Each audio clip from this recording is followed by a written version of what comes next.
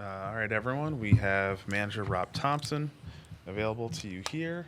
And same thing with the microphone and questions. We're going to start over here with Dan right in the middle.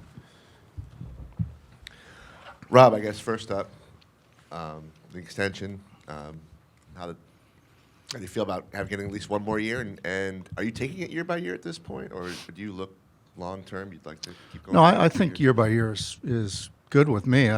I've mentioned it many times. This is the only place I want to be, and this will be my last stop.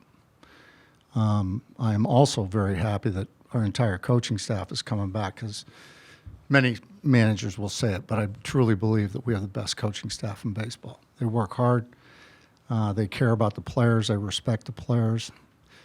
And they get results for the most part. Let's go to Lachlan on the left. Hi, Rob. Dave mentioned the off-season program that you guys have for Taijuan Walker. Yeah. What is your confidence level that he'll be able to turn the page after the season that he had? I think it's very high, because I think Taiwan's going into this thing.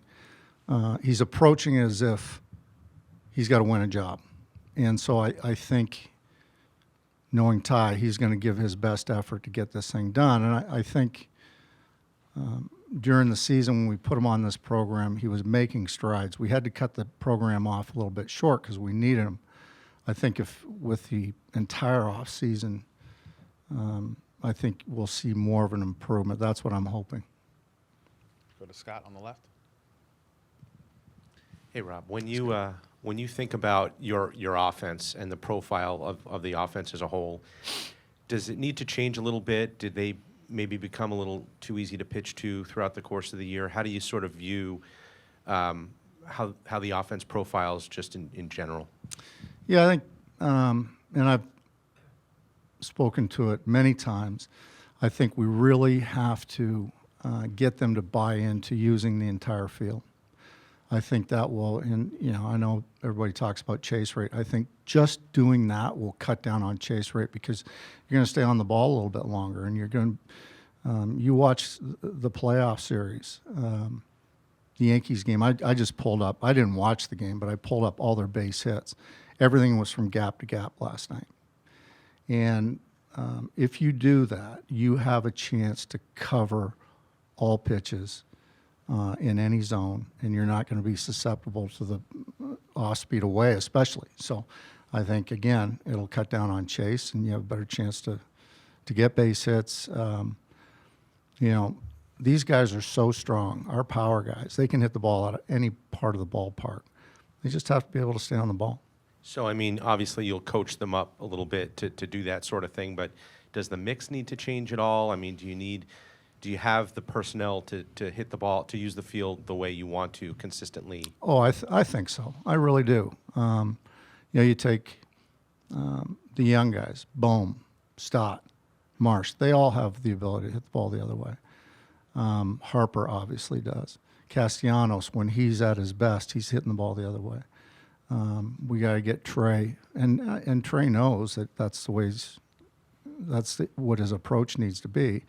We just have to make sure that we can help him in every way to get that done.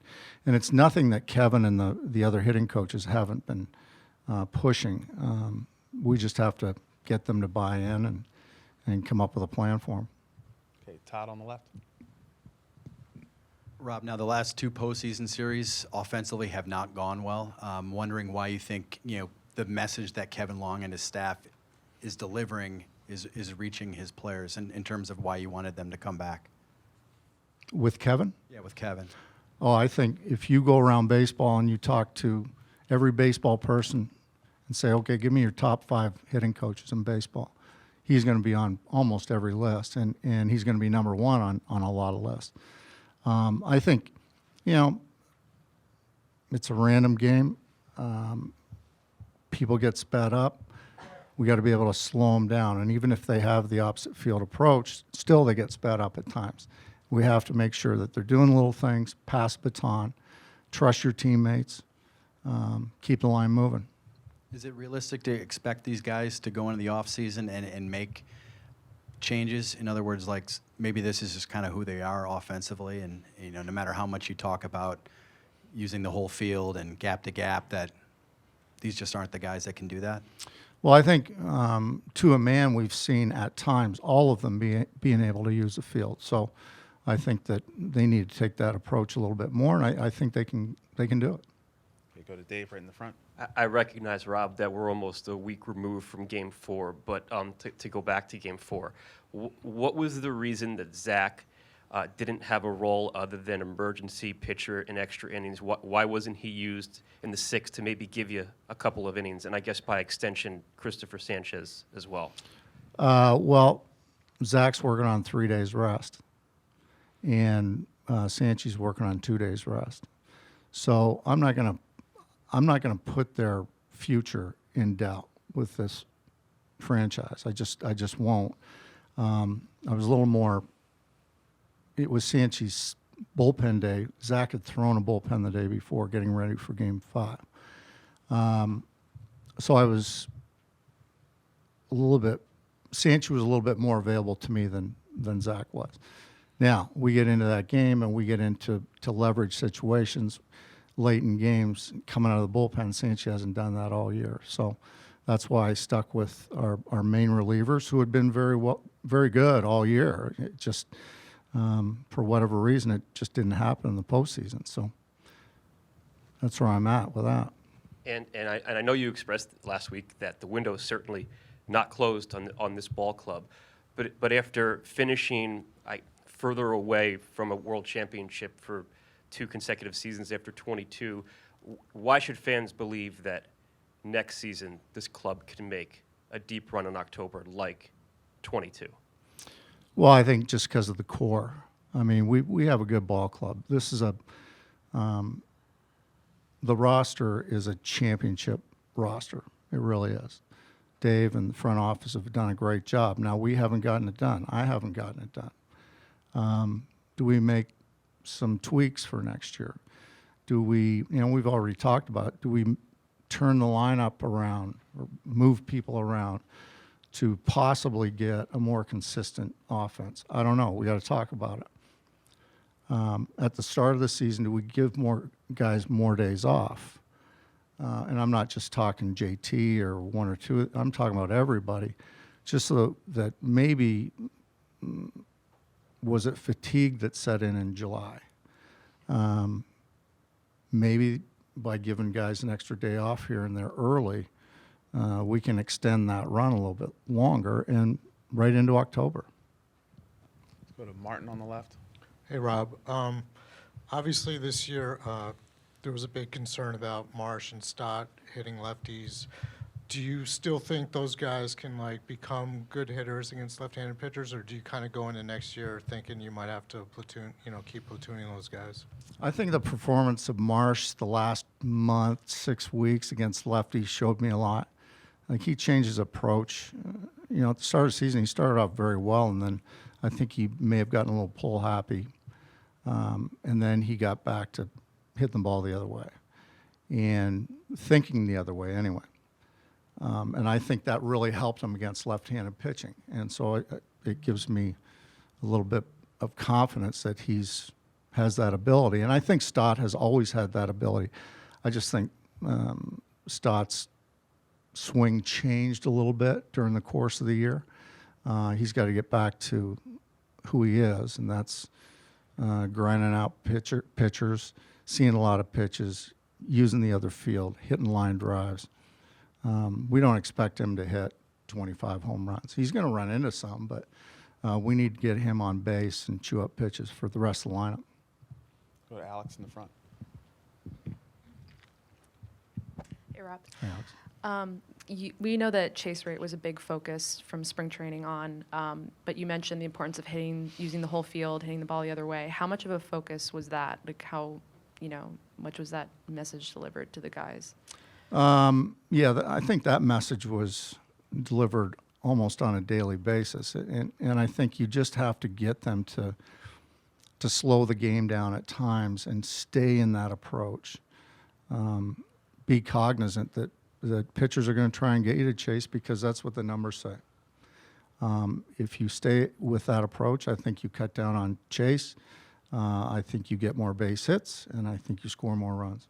Is there something you think the coaching staff or the player, like something that could be done differently so that message like works a little bit more or gets through a little bit more? Yeah, that'll be something that Kevin and the coaching and the hitting coaches and I will talk about and see if there's some drills or some cues, whatever, to get them to do that. Okay, Jim on the left. Rob, do you plan on spending any time with Bohm, or have you spent any time with Bohm? Talk to him after the frustration he showed. I know after you sat him, you spoke to him, but will that be something you look at this winter and this offseason to get him in a good frame of mind? He's an important young player. He really is, and he's a really good player, and he just, and I know that there's a lot of talk of the second half or the last couple of months, his production wasn't the same, but he was, off the charts production at the start of the season. I'm not sure if you can expect a guy to maintain that through the entire year, and his numbers at the end of this year are actually better than they were last year, so he's making some improvement. But yeah, I think that is a priority of mine to maybe not spend time with him, but be on the phone with him, text with him, stay in contact with him. And how did you end the season health-wise, in particular Bryce Harper with the elbow or the wrist? Will there be anything looked at down the road here or this offseason? No, I think he just needs rest. Okay, let's go to Dave Murphy in the middle. Hey, Rob. If you look at Trey Turner, his fly ball rate has ticked up here recently, and the line drive rate is down from what it was when he was kind of really at his peak. But at the same time, pitching has gotten a lot better, since he broke into the majors. I think velo's up a couple miles an hour just since he broke in. So do you look at it as like there are things he can do mechanically to get kind of that line drive swing back and be that hitter that kind of peppers all corners of the field? Or Absolutely. Or is it more guys approaching him differently on the mound? Oh, I think it's a little bit of both. I think they are approaching him a little bit differently. Excuse me. But yeah, I think there's some tweaks in his mechanics that Kevin will go to work on this winter to get him to use the field, to get him to hit line drives. He's another guy. He gets on base and he creates a lot of chaos, and we don't need him to hit. He's going to run into 25 just because he hits the ball. I don't know how he does it, as small as he is, but he hits the ball a long way. But we need to get him on base, and we need to get him to steal bases and create that havoc. Okay, Devin in the front. Hi, Rob. So you kind of touched on this earlier, but the second half of the season, or really when you guys returned from London, there was a clear drop-off. Is there one or even a few, specific things that you can pinpoint as to what happened? Was it burnout from the hot start, and how do you, prevent that from happening again next season? Yeah, if it was that, like I touched on it earlier, maybe it's giving guys some days off earlier in the season so that the fatigue doesn't set in. But fatigue's going to set in with everybody in baseball. It's just a grueling game, and so many games and so many days. And I can't really put my finger on it. I know the questions have been asked, did they lose their edge? I don't think so. I'm around these guys every day, and they come in and work their tails off every day and compete. And I don't think there was anything like that. I think we just got on, we got into a bad spot there for a bit, and like every team, and we fought out of it. Let's not forget, we won 15 games in 5 out of the 6 months. So that's a pretty good sled. And then we won 95 games, we win a division, but that's not the standard here. The standard now is to win world championships. So I don't think there's any edge lost at all. Let's go to Rob in the middle. Rob, on the fatigue also, your catchers seem to be playing a lot as usual. Dave talked about a possible plan of cutting his time back a little bit.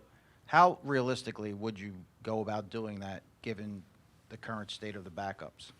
Yeah, I've got to talk to JT about that, first of all. But, we'll put a plan together, and whoever that backup is, we don't know yet, but we'll put a plan together because I think if you give JT some time off, some more time off, I think his numbers will get better. Same category, really. Do you think fatigue played a big part in what happened with your bullpen in the postseason? Geez, I don't think so. The velocity was still there. You take Hoffman's case, 80% first pitch strikes, 70% pre-2K strikes.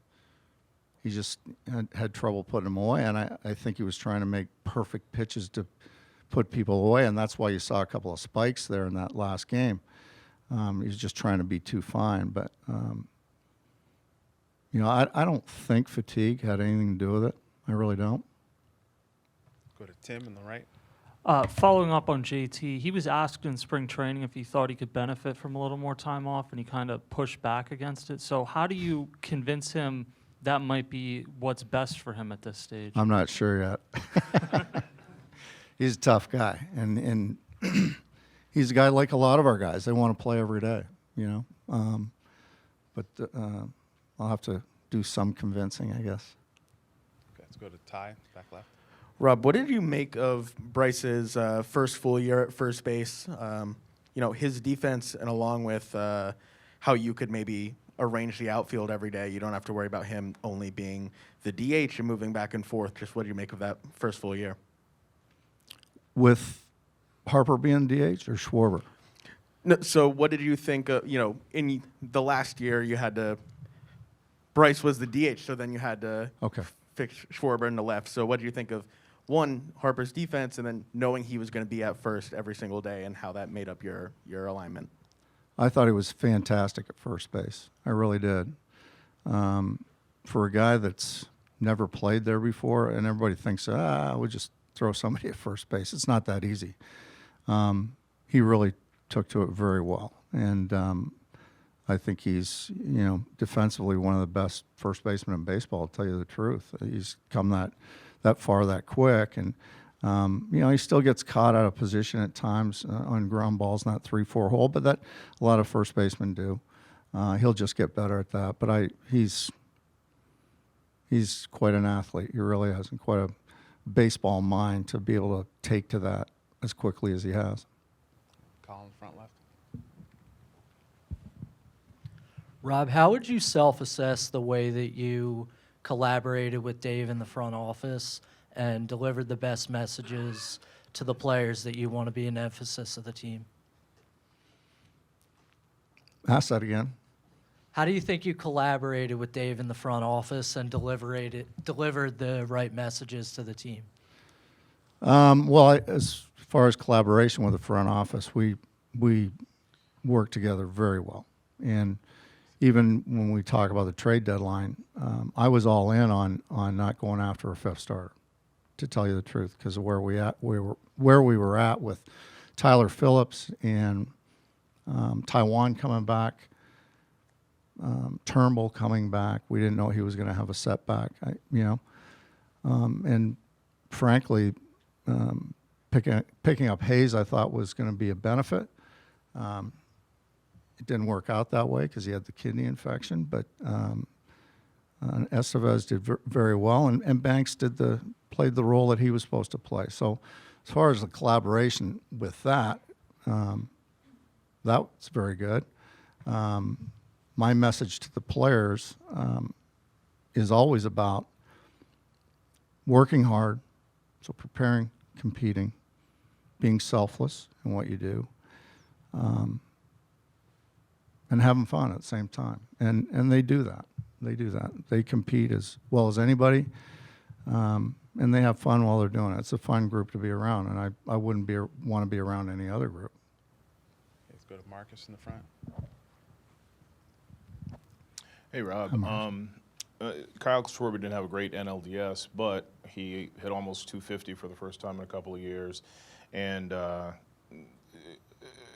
why do you think he improved as a hitter? And do you foresee him as your leadoff guy next year? Well, the lineup construction, we're going to go through that and try and figure out a better way to have score runs on a consistent basis a little bit more. Is there a different way? Is it best to have Kyle in the leadoff spot? Don't know. We've won a lot of games with him in the leadoff spot, so we got to really think about this. I think the reason that he had a better year was he went into the offseason last year wanting to cut down on his strikeouts.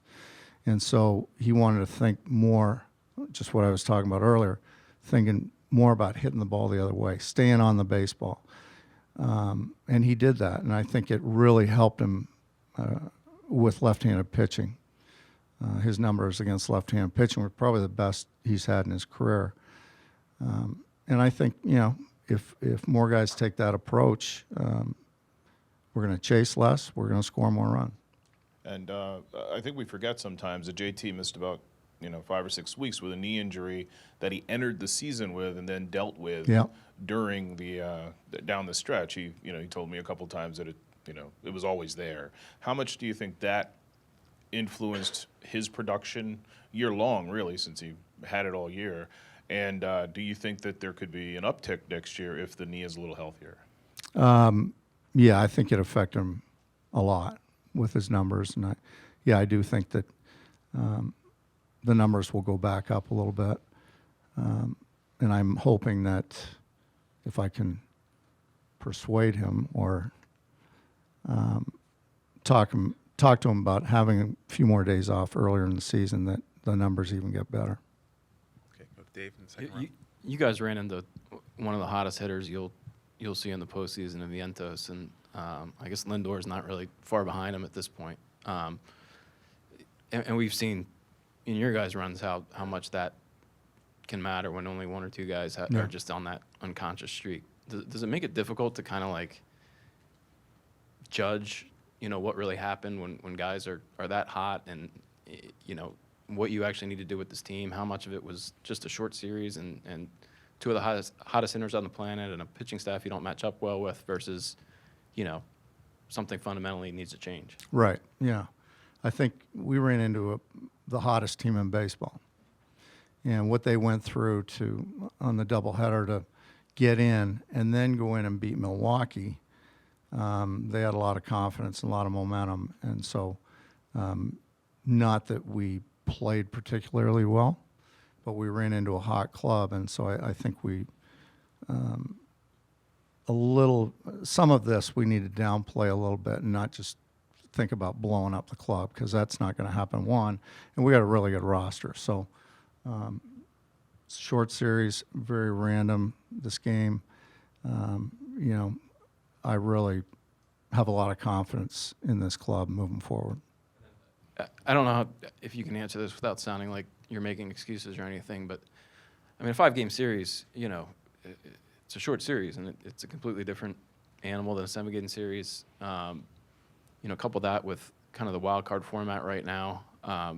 Is there anything you would change about this postseason format in terms of, how do you reward teams that win the division and don't put it? It just seems like people aren't playing on the same kind of even playing field when you've got teams, playing 3 games against teams that are off for 5 games. And, is there anything you would change, whether it's a 7-game series in the NLDS or everyone plays in the wild card round?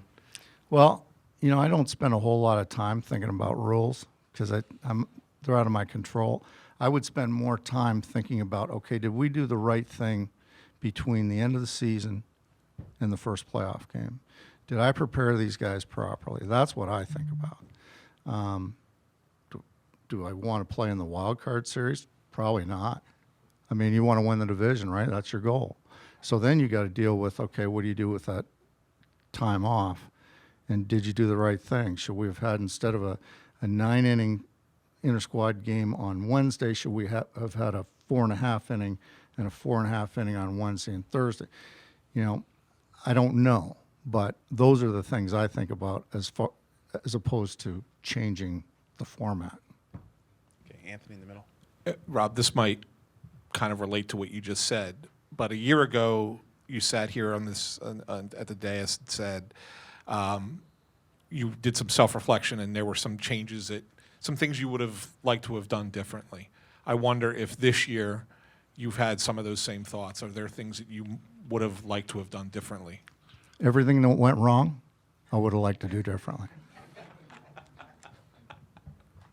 Okay, Jeff, here in the front. Come. Hey, Rob, I just wanted to know what encouraged you about Johan Rojas in the second half, and in Clearwater, what would you like to see him progress on? Well, you know, his chase rate went down. His use of the field got better. I still want, the plan really is to improve on all of that and also to cut down on his swing, make more contact, line drives. The home runs will come in time with age, with experience. Continue to improve his bunting, although it got a lot better. His short game got a lot better. But I think just cutting down on his swing and being able to stay inside the baseball and use the entire field is number one for me. Okay, got a couple more. Start with Alex on the left. You and Dave have both mentioned that there are certain players in the lineup who don't need to hit a ton of home runs. And I'm wondering, with guys like Stott, Rojas, Trey, like, did you sense that maybe they were trying to do that, like trying too hard to hit home runs, or felt like they needed to? Yeah, I think possibly at times, you know. But those guys will end up hitting home runs. But we just want them to be better hitters, get on base, chew up pitches. They'll hit their home runs, especially Stott. He's strong enough. He's going to run into a few. Marsh is going to run into home runs. Bohm's going to run into home runs. Just be good hitters. Just, you know, be table setters. That's what we're looking for with those guys. Okay, Jimmy on the left. Rob, you mentioned you would look at the lineup and how it might work best and evaluate if Kyle should hit elsewhere. If he's not the leadoff man, is the leadoff man here now, or do you need to go out and get somebody to fill that role? Well, I think it would be here now. Some people may have to change their approach a little bit, but again, I don't know if that's the best thing to do, is to move Kyle out of the leadoff spot, because he's really good at it, you know. But it may help protect other people. Okay, if there's no further questions, we'll stop there. So thank you. Thank you, Rob. Thanks, Thank everyone, you. for joining us today. Press box is open, as is the dining room.